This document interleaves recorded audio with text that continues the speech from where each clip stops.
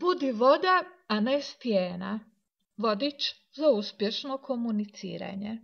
Kakav je to uopće naslov Budi voda, a ne stijena? To je naslov koji nas upućuje na dvoje.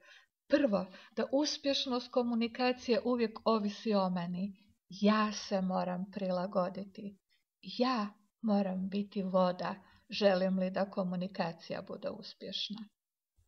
A drugo, da komunikacija postoji samo dok teče, a ja sam ta koja mora osigurati protočnost i pronalaziti puteve i svladavati prepreke i nadmudrivati stijene.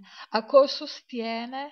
To su svi oni bahati, drski, umišljeni, nasilni, iskompleksirani, zdrmani, tupi, naporni, šutljivi, mrzovoljni, brbljavi, prijetvorni, lažljivi, podmukli, ironični, egocentrični, agresivni, pijani, napušeni, puknuti, razočarani, ljutiti, lijeni, ljubomorni, koje susrećem svaki dan i s kojima moram komunicirati i prema kojima moram biti voda da bih mogla komunicirati s njima.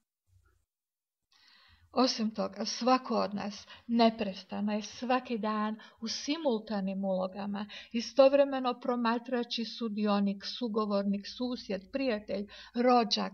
Tijekom dana stalno mijenjamo uloge, u dućanu smo kupci, uđeš u tramvaj pa si putnik, odeš kod liječnika pa si pacijent. I u svakoj toj ulozi moraš biti voda. A kako da budem voda, za Boga? Nije teško. 4 su vještine kojima morate ovladati. Upravljati sobom, naučiti slušati, naučiti promatrati sugovornika i na kraju naučiti govorničke vještine. Sve to naučit ćete pomoću ove slatke male knjižice koju sam ja napisala.